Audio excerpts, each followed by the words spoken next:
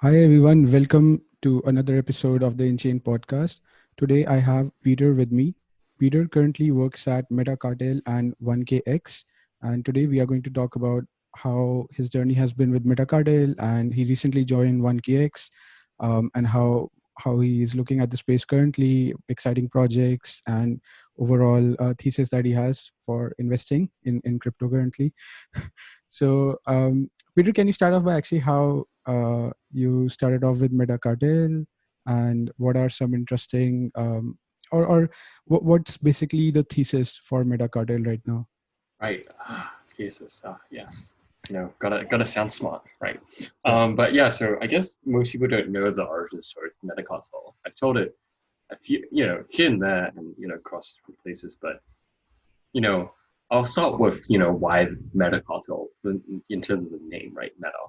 So Metacartel is basically a technical working group that emerged, mid to late 2018. Yeah, that's right. That's right. Yeah, 2000, mid to late 2018, around this thing called meta transactions, right?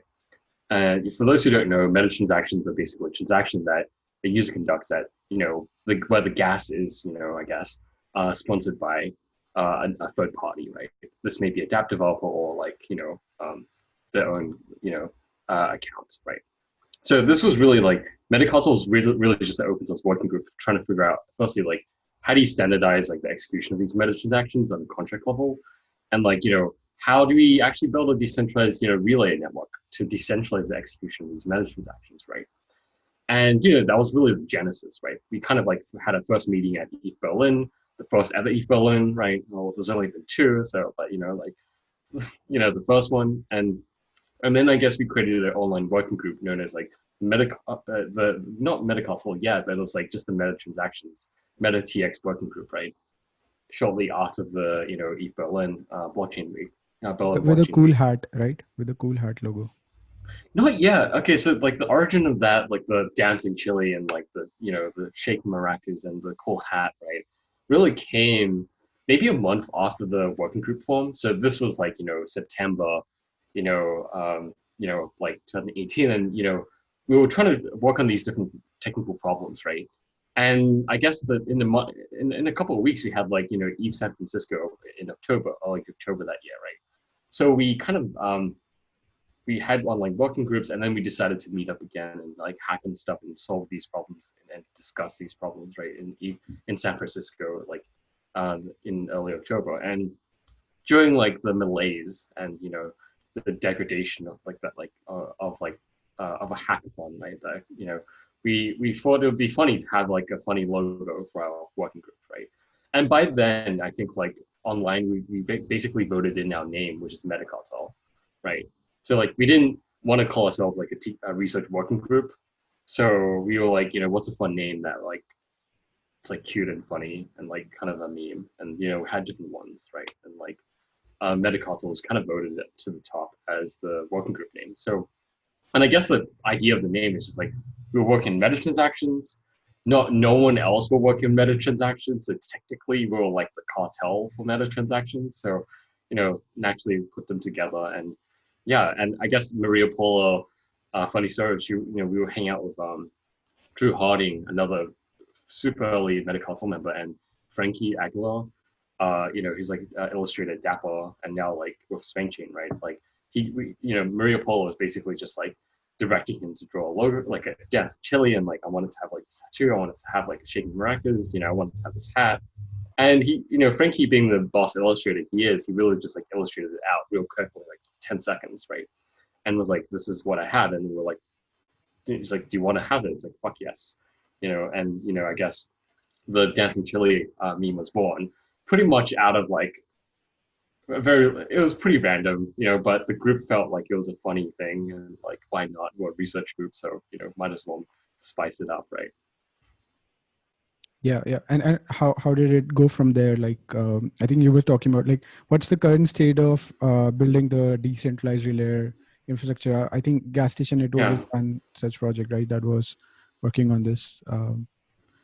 So the whole Metacartel group, like yeah, like it worked on like the standardizing the contract functions, but also worked on the decentralized relay network. It basically didn't really solve the problem very like we tried to solve it all the way most of the year until like DevCon, right? And we were like, we didn't really go anywhere, to be honest. It was just like there was like 20, 30 people in the room, like trying to solve a problem that really didn't get there. And I guess the funny thing was like at the end of DevCon, literally like at 5 p.m. the last day of DevCon, right? I think Alex Vanderson met these guys from a team called Tabuki, and they were like, Yoav and like Liraz, right, from Tabuki. And they were basically building like decentralized, cybersecurity, right? And they needed to solve the meta transactions problems themselves too. And when we met up with them at literally at the end of DevCon, they basically TLDR told us like explain how they would solve the collision problem, which is like where you needed a random oracle, right, from decentralized relays. Basically, it's like we had like to build a centralized meta transaction relay, like execute it's really easy. It's just a server executing transactions, right? But like, how do you get a network of these? And the idea was like, how do you distribute the transactions to like which one should execute which, right? So like this was a problem, and they basically just like flipped the model we were thinking on its head, and was like, we think we solved it, and we're like, you're right, we think we may have solved it.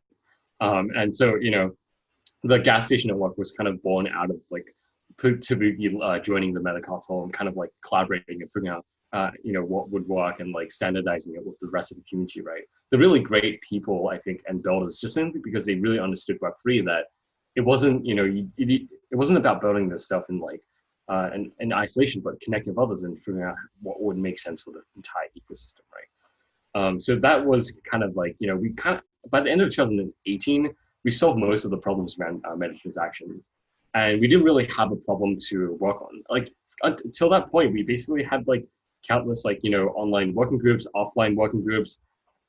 During DevCon, we basically had like these meetups, and we would like take out restaurants. We would like signal that we're going to this restaurant, and we'd like fill it all up, right? With like just meta transactions, like Metacartel folks. And that was like kind of the initial like phase in which like Metacartel was solving something. But at the same time, it was creating this culture that's very different, I think, to the rest of the Ethereum ecosystem at the point, because, firstly, we were focused on the application layer. Meta transactions were inherently about the user experience, which, like, I think at that time, like no one was really thinking too heavily about, right? Like just to provide some, I guess, contrast, like the first ever, like meetup about like UX for Ethereum happened like earlier that year in Toronto, the first ever UX unconference, right?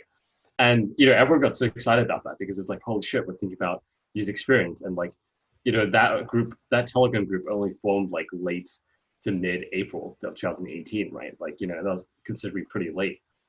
So we were focused on the application layer, but also the third thing was just like a lot of the people are part of Metacartel, right? Earlier on weren't like insiders of Ethereum. I would say that most of us were actually people who came in kind of at the top of like the hype cycle, right? And we all kind of got dumped on, and we just stayed behind, and we figured that we want to like work in this space and we want to build stuff, right? So we were not very cliquish. I think I would say the Ethereum community is generally very cliquish, and I feel like we were generally like a bunch of misnomers, and we're like, let's create our own memes, let's create our own group, and like, yeah.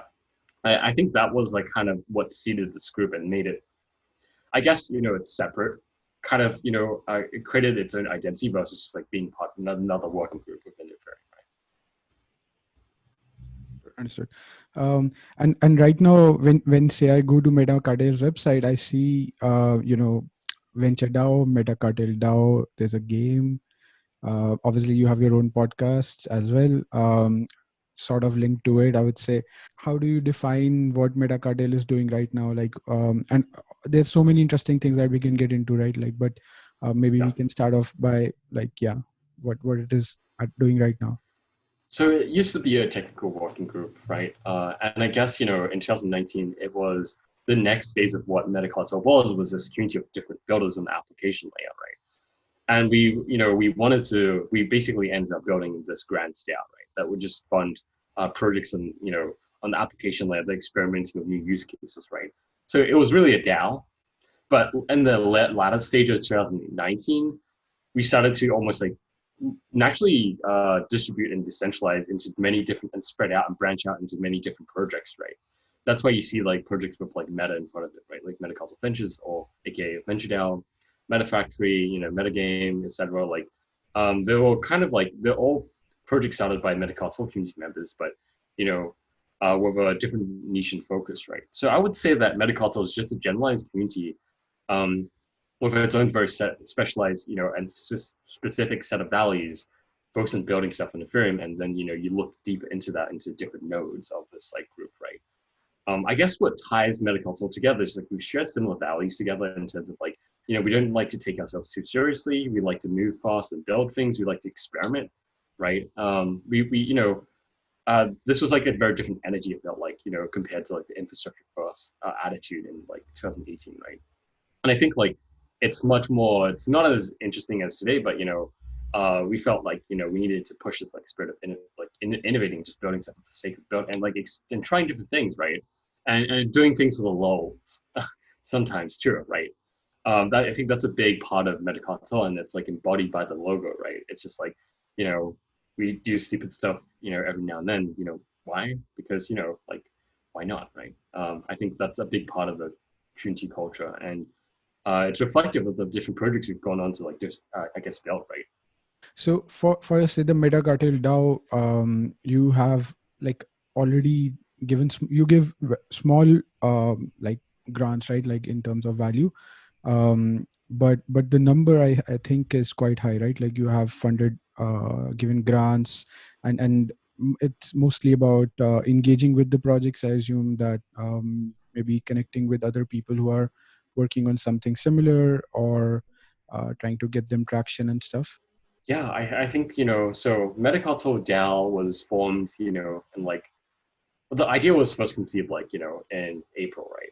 When like I tried to join Moloch DAO, the first like kind of grants giving DAO on Ethereum, and like I wasn't allowed to join because I was too poor, and so like we forked, like after immediately, we forked it, and we're like we're gonna do it ourselves, right? And mind you, like Metacartel was trying to build a DApp incubator for most of early 2019, but was failing to really get it off the ground, right? It's just like very capital intensive, like no one was really thinking about that, and back then. So I think like when the opportunity came around to be like the first fork of Moloch DAO and just only do grants as like this MVP, it made a lot of sense. Like what could go wrong? Like let's do it for fun. It'll be funny at least. Yeah, and I guess we launched with like just like 700 ETH. Sponsored by a bunch of like companies in the space, as like from Matic to the Spank Chain to like Graph, etc. Inosis, and like yeah, and different like I guess people, different like donors in the community, such as like Jamie Pitts, Alec Vincent, who are like and who are like huge supporters, and they really just wanted to see like first DAOs and more DAO experimentation, but secondly like they kind of believe that like I think to some extent Metacultural would be able to use these funds effectively, right, in a community driven way, to push the application layer forward. And so yeah, we give a lot of small grants, right? We give grants up to $10,000, but many of our grants are like from like $1,000 to $5,000, right? And the reason for that is simply because it's like, I think even though like we launched this grants now, the purpose of this grants at the very start was to build a community of founders and builders in that application layer. Even though we were building grants, our primary focus was like, basically building community, curating a group of great like builders with similarly aligned values, moving fast in experimentation, right? But we realized that oftentimes it wasn't like money that projects needed, right? Like sometimes yes for audits and extending the runway, right? But oftentimes like it was simply just like helping projects that were fairly unknown and didn't have a voice in the space, find its initial community members, right? Just like give it a boost in awareness and reach. And oftentimes it's like this matters quite a lot for like the earliest projects, right? Like yeah, and so but oftentimes it's like most projects don't need money. They need to figure out where do they get their first 1,000 users, how do they make their first 1,000 like dollars in revenue, right? So it wasn't it just trying to do these basic things, right, and be a supportive community that people can be part of, and like we just try to play these positive games, right? And yeah, like we didn't think too much of it. We were just like building experimenting, right? And we thought that we needed the work we were doing. I think we felt like it was important at that time that those community championing this area, right? You also have a venture DAO, right, which is which is somewhat tied to a Delaware company, from what I could read on the white paper, in which you make it's sort of like a VC firm on the DAO, or like a DAO type VC firm. Can you talk about that as well? Right. So like, the original DAO was like basically it was just like an investment DAO, right? Like it was like that would also give grants. It was like, it would like invest into stuff and like people could request funds, right? That was basically it. And obviously didn't take off. So, in early 2019, right? So Moloch DAO was really the 4 minute mile for DAOs, right? It was like kind of DAOs are highly theoretical before Moloch DAO. And Moloch DAO really showed that you can create DAOs today using very simple code, yeah, and coordinate capital together from many different parties and use it effectively to solve problems, right? Which is like initially core Ethereum infrastructure. And Metacartel, we saw that as a fork of Moloch to really like apply the same principles to give grants on the application layer, right? And I guess like while we were operating this DAO throughout 2019, we realized this like DAOs are a great way to distribute capital, right? Like just allocate capital for whatever reasons. It's like, the grand sale showed us you can allocate capital well for like public goods. And I guess, also for just like attracting and funding really interesting experiments, right? The idea of venture DAO was basically like, can we take this like, Moloch model, right? And create community driven, investment firms, right? So venture DAO was basically this. And, back in late 2018, it was like, 19, it was like kind of this idea of like, a real operating legal entity as a DAO, was fairly far off. But we kind of just put our heads together and kind of, built it. Really conceived it and built most of the code as well as thought through all the kind of operational edge cases and got the legal drafting of the entity, like I guess operating agreement for the entity together in 2000 at the end of 2019, and we launched it in like early 2020 this year, right? And it was really like I guess yeah, it was just like we wanted to take the next step forward. That was logical to us in these DAOs, right?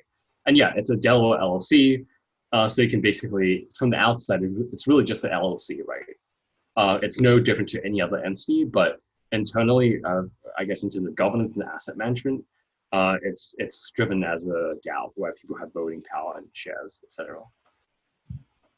Okay, understood. So when I see that there's a news that say Metacartel invested in Zappify, right? So that's through the venture DAO arm, right? Correct. Understood. Yeah. Yeah. Okay. And can you share some like interesting stats that you have seen for the community currently in terms of people who have number of people who have applied, number of people who have gotten grants, geographical trends you have seen? Yeah. In terms of grants, we're probably giving grants over like maybe just like under 30 projects now. I lost count, And I guess in terms of like the Metacartel DAO, the grants DAO, it probably has like 120 members, something like that. Like again, it's like reaching Dumbbell's number, like to some extent.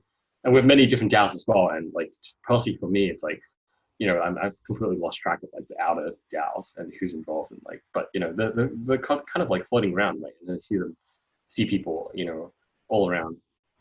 In terms of like, the wider Metacartel community, including like probably members and associated individuals to all the different outlier DAOs, as well as the core like DAOs, I'd probably say it's hard to quantify, but it'd be hard to imagine no less than like 500-600 people who are kind of like in these DAOs, right, collectively, uniquely.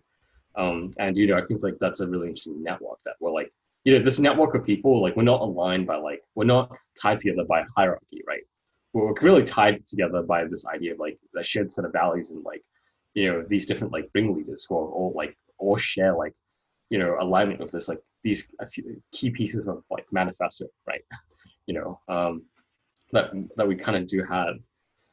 Yeah, and I guess for Venture now, we had just under 70 down members. We have like recently when ETH was like above $400, we were like managing about just over 5 mil, like 5.4 mil in asset management, and we've had like 7, 8, 9 like investments so far. Yeah, like that's kind of like the overview, I guess. And there's obviously still like, I'm mostly plugged into Metacartel Ventures nowadays, right? And less plugged into stuff like Raid Guild, the dev shop, operated by Metacartel, Metafactory, the basically a community-run project looking to experiment with community-driven brands and apparel, and digi goods, right? I guess into like virtualized ownership of like items and collector items, and metagame, etc. And just like Whaler DAO, like yeah, I mean Whaler DAO is kind of like, I guess it's not part of. I guess you could say it's associated with the ecosystem. Like Whale is basically this initiative started by a Metacartel DAO member called Zephyr, and what he's trying to do is just basically like push for like a social good agendas, right? And DeFi, right? Where perhaps it's like you get DeFi protocols to like pledge like 1% of its like treasury or reserves, right, to like Gitcoin funding or like to charities, right, to align itself, right? Yeah, but that's kind of like a overview, I guess. Okay, now let's actually move to your new role at 1KX, and I actually want to talk about the VC ecosystem. Have you seen about Fair Launch, and like did you see like there's Fair Launch Capital and people are talking about fair launches and stuff? What do you think about that? Because you sort of recently joined a VC firm. For what sort of thesis do you have for how VCs will evolve in the space currently, given that the currently what I've seen is that the tokens that are pumping, at least they have this theme that okay, no VC investment or very less token or dev share or VC share. Yeah. They're great. Like if fair launches are how we get more like wifeys to come along, like please, please, like let's do more of them, right? Yeah, like from an investor standpoint, it's like, yeah, like I don't think venture investing really changes. It's like, venture investing is all about like, I guess funding things that like, create massive impact, right? I don't really like, fair launches don't really change that. If anything, they make, these opportunities to invest more abundant, right? That's why, like imagine if like every weekend we could like find another wifey, like, like that'd be amazing, right? From an investor standpoint, right? Because it's like, I think that's like the missing ingredient that like many projects lacked to, like really struggle to like create, which is like a sense of ownership, right, over a project. And I think fair launches help us get that. I think, just like distributing tokens to anyone, I don't believe in that. I think like 2017 was basically the similar concept, right? It's like we're going to do public launches, random internet strangers get the, kind of get equal access, right? And I think the equal access is important and valuable. But I think it's also very important who your token holders are in a network and a community, right? Because it's like, that's like the difference between like your token holders wanting to play positive sum games and versus just like, defecting every time there's a economic opportunity, right, to do so. So I do think like that's important, right? I mean, that's why you see all these like food coin forks that are like not very too interesting, that, where people just dumping straight away when there's liquidity, and, it's not terribly, it's just like it's repetitive, and I guess it's like it's representative of what we've already seen before. It's nothing too interesting. But I think, then you have really interesting experiments, right? Like, like Yams for Sushi, etc., that kind of like take their launches and they kind of use them as like these like epic, I guess, economic like weapons of mass, decentralization almost, right? It's like that can like cause havoc in these DeFi ecosystems, right? And I do, so in terms of like, investors, I think like you should think about investors, right? I think, I guess, previously, they've had like this advantage just in having early access, right? I guess it's like you've had some, it's like, yeah, I agree. It's like unfair that like, and I also think it's one-sided that, for like, and I also don't think it's very decentralized for like one investor to like take 20% of a network's tokens, right? And buy them like at, insanely cheaper price than everyone else in the market, right? And I think, that sort of unfair play in regards to like in regards to the relationship with your user communities, I think those are going to be short lasting ones, and I think the fact that SushiSwap exists is an example of the market responding to these like, injustices or like, I guess, unfair launches, right, if you will, or unfair allocations of the network. I do think that, I don't believe that like everything should be a fair launch. Obviously, like like it takes capital, money, time, energy to like get not only really order the sun, but like to just like build really interesting new things, right? It's like that's hard work, and the incentives need to be there, right? And obviously, you can argue that like fair launches, you just like vote yourself rewards after in, but it's like you know, I guess if that works, great. But oftentimes it's like if you need like significant sums of working capital and also not only like working capital, but like useful like partners to work with in the ecosystem, I think you're likely going to see most projects, wanting to take on capital for this reason, right? And I guess it's like you can shout at investors all day, but at the end of the day, it's also like founders who want to like raise this money, right? And I think you know what like the reasons why sushi shop is good for the ecosystem and things, it's like aside from all the drama, right? I think it's like sushi swap is an example of the fair market, like and like the open market responding and saying like this is unfair. We're gonna like we're gonna put a token in. We're gonna like create these token network effects, and we're gonna try to like outcompete you because we think you're moving too slowly.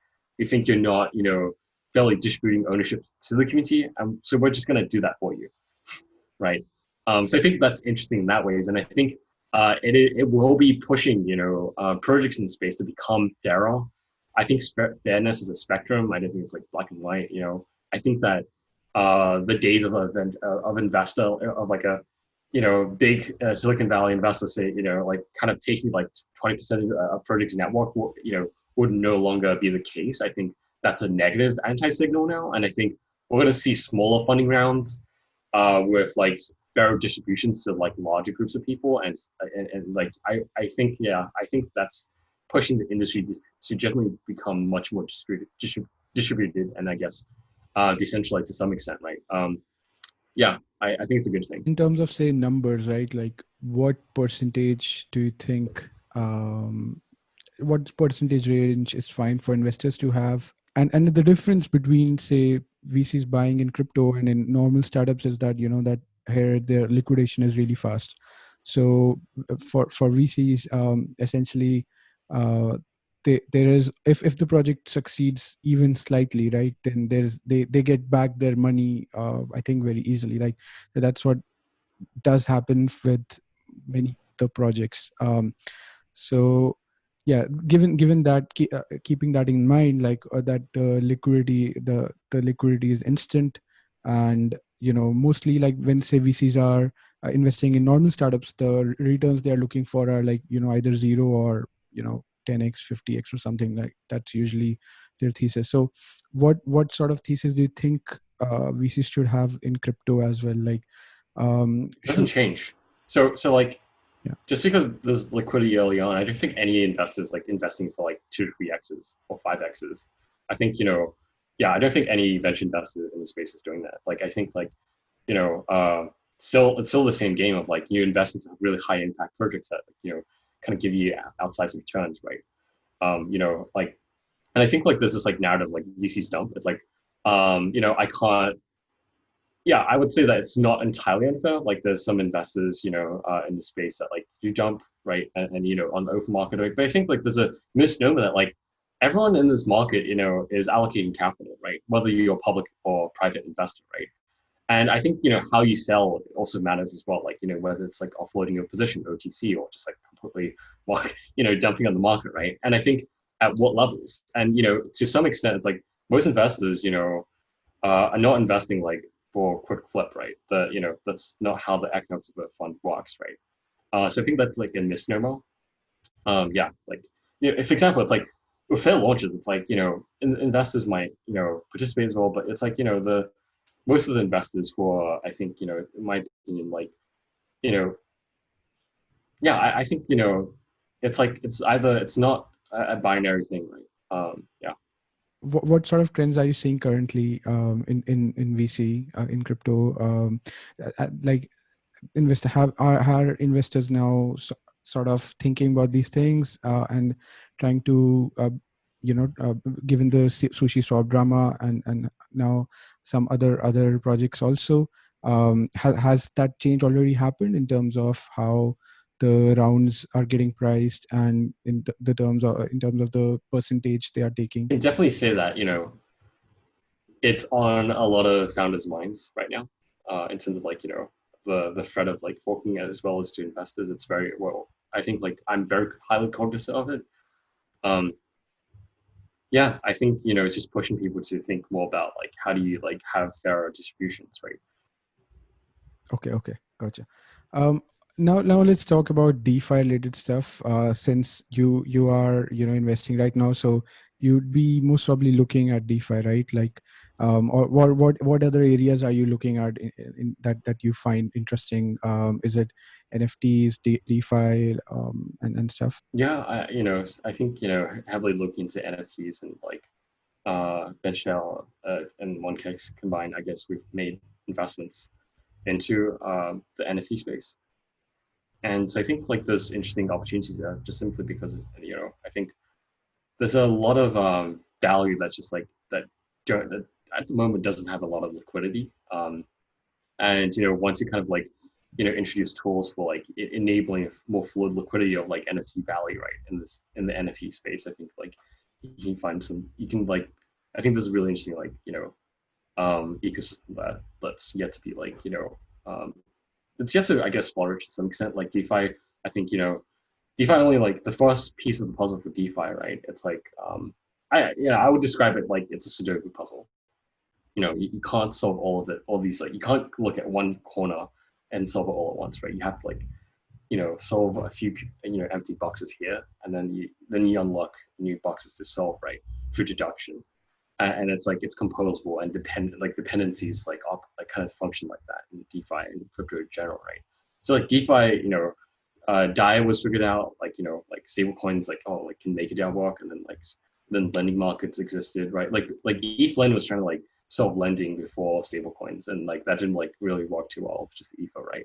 But then like Compound and like Aave came out, and I think like yeah, it's like DeFi became pretty powerful once you had like the right composable systems that started to like leverage each other, right, in these like in ways where it's like the utility like exponentially increases past a certain point, right? I mean, like Yearn's a good example of that. I think it's the same thing with NFTs, right? It's like when once you have enough like composable like economic systems that like work very well with each other, right? You'll see it take off a lot more. Okay, gotcha.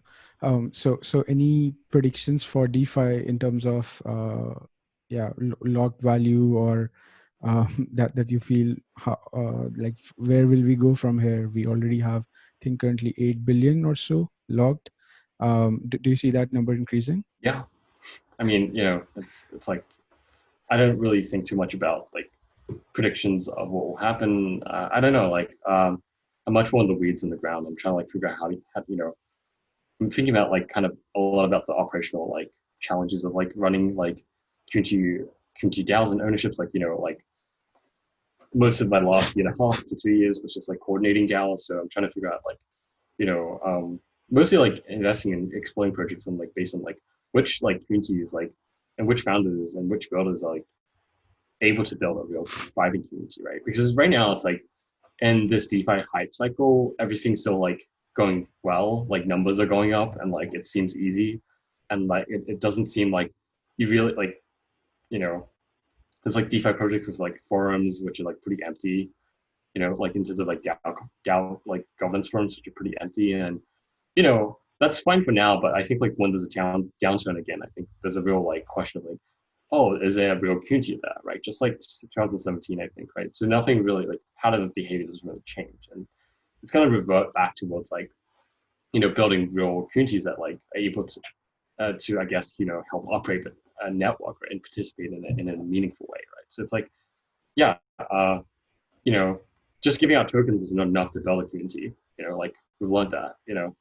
When people are just it's the same economic frenzy once again, right? And I think again, building communities about like being people focused and like and like highlight and kind of like going far. Like this is Metacartel's like slogan, right? It's like if you want to go fast, go alone. If you want to go far, go together. And I think that applies very well with DAOs because it's like you make the trade off of like community governance, right? And community ownership. It's like obviously like you can make better, faster decisions potentially with like centralized governance, right? But you don't have that. You make the trade-off at the cost of community ownership, right? And I think a lot of the projects right now are kind of some probably it's done to like they yet to figure out the realities of what it takes to build a community. So I think that's going to be fun. There's Yeah. going to be a few ghost towns, my guess, like in a year or two, Mhm. or after like a hype cycle, like always, right? Yeah, in terms of governance, like, are you following like what these token projects are doing? And like, I think there's recently we have like Pickle Finance, right? They are doing some quadratic voting stuff, which is interesting. Not foolproof, I would say, because people can split their addresses, like split their money in different addresses and vote.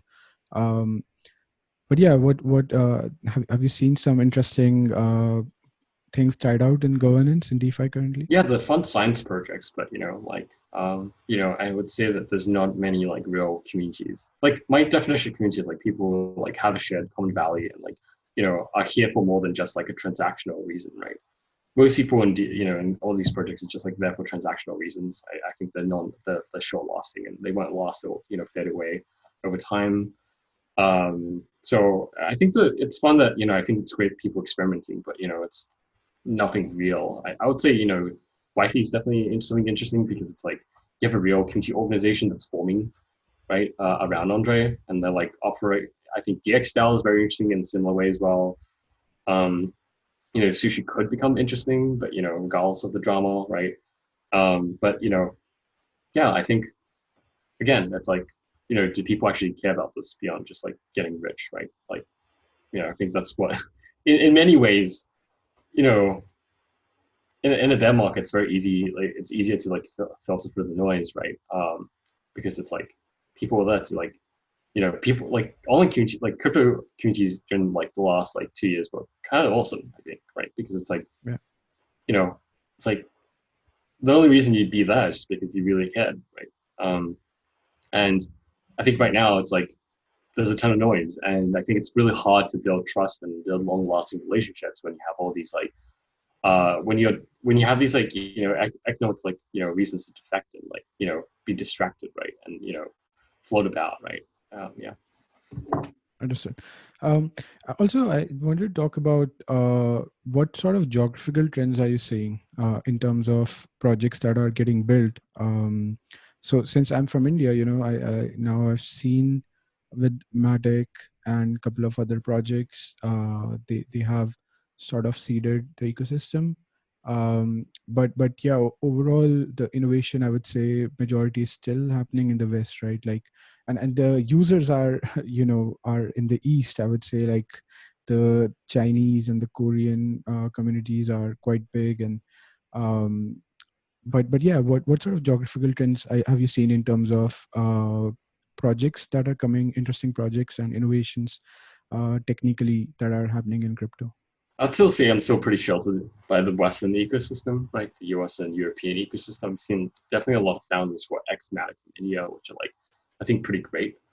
Because it's like, I think Matic just like, they were kind of a flagship, like Indian, like the crypto project, right? And they kind of like seeded all this talent by like basically training everyone up, right? I feel like they're like the consensus of like India, right? In a similar way, right? You have like consensus like spawning off these different projects and ex consensus folks, right? I think we're probably going to see the upskilling of like ecosystems through this means, but like each ecosystem finds like a flagship crypto project that does really well. They take on all the new local talent, right, and they kind of like help onboard them into crypto. I think we're probably going to see a similar trend of that. Otherwise, I think China's DeFi ecosystem is also just like getting started. I think yeah, there's some really smart people that are starting to build super interesting things, and I think as like the incentives just like start increasing, right, more and more folks will start like thinking about like things to build at DeFi. Um, yeah, aside from that, nothing too interesting to be honest, and still very insulated. All the deals I've been seeing, it's just like obviously very global, right? But I wouldn't, I don't think I would have too much to say there. Yeah, I think that sounds great. And thanks for coming on the call, Peter. And it was great chatting with you. And we did cover many things. And I hope to see you soon. And I hope you make great investments in this bull run and in the future as well. We're on suck, by the way, because it's like everything's like just overpriced. Not overpriced, but it's like I think like there's like the good and bad side, right? It's like yes, it's like a lot of people are trying to build, but I think people get distracted by like the price, and they forget like why we're really here in the first place, right? Like it's to build like it's to build permissionless like protocols and technologies that like can change and reshape like behavior, right? And like kind of like you know yeah, like it's about creating new games for like us to play, right? No, maybe for us it's just us playing these games, right? But maybe it's like more people, right? Um, so I think it's really important to just like remember like why we're here and why we're building, what we're doing it for, and that might sound like like kind of like why who cares, but I think like that's going to differentiate like the builders that stick around, like, and just like tough it out, versus ones who I guess I don't blame it. It's like here for the economic potential, like yeah. um I think and can't say, and it's non-binary, right? It's like I think you have to be um yeah, it's like I think bull markets suck in a way for investors because there's a lot of noise, and you don't know like it's not as clear to like the intentions of different like builders, right? Not saying like you don't trust them, but it's like I think you're vetting for intentions a lot more carefully there, and for track record, right? Yeah, like in 2017, we saw a lot of people just like come into space, for money, like for basically money grabbing reasons, right? Like Web 2 companies coming in and being like, we're crypto now, right? And we're probably going to see that with DeFi, right? So I think like it's really about like, yeah, I'm very excited to like back more like crypto native focus, like builders, right? Who are trying to build the right things, for the right reasons. Yeah, yeah. Yeah, that's true. I think it's sort of like a funnel as well, that that if say in the bear market 100 people are coming, and say 90 were good. In the bull market 1,000 people are coming, and say 200 are Right. are going to Yeah, stay. I mean that is a side effect, right? I mean, I joined from the last bull market where like I was Yeah, like, what same the here. hell's going on here? I'm like, well, I want to join in the party. This seems interesting, right? And I guess I got sucked down the rabbit hole. Yeah. Cool, cool. Okay, great, great chatting.